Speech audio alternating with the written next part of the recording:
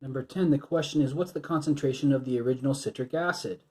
Well, you wouldn't know that that's citric acid except they tell you. So we're looking for moles and per liter of that.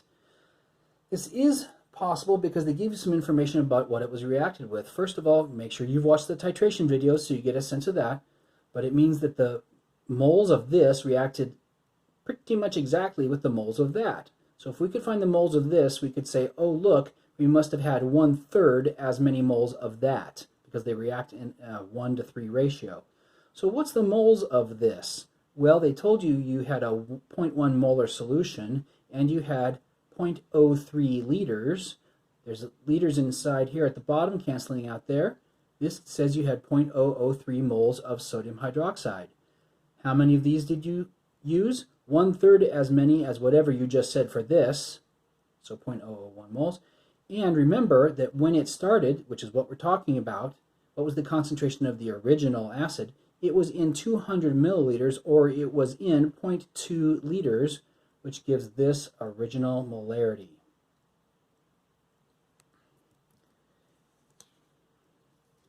For 11, you can write out a balanced equation, except it's kind of a bit of a, it's not a nightmare or anything, but it's not really necessary either.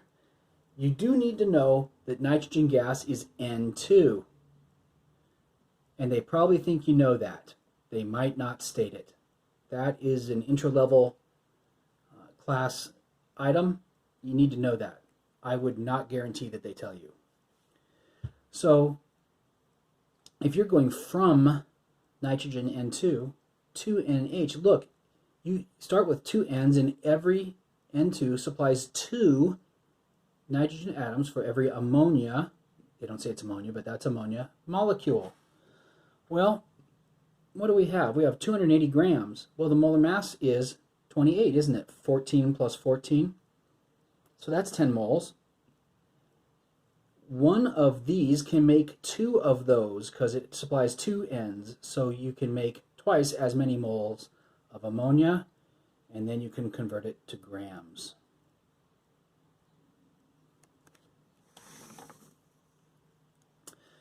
This one is a lot like the kind of stuff that they would ask on the multiple choice.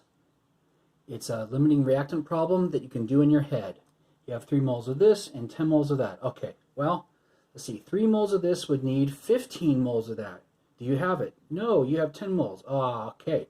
So what you don't have enough of is the one you'll run out first, or you could switch it around. 5 moles of this needs 1 mole of that, so 10 moles of that only needs 1/5 as much, needs 2 moles of that. You've got extra. So this is your limiting reactant. You'll use up all the oxygen. You'll use up all 10 moles. What's the maximum yield of CO2 in moles? It's 3/5 of whatever you just said.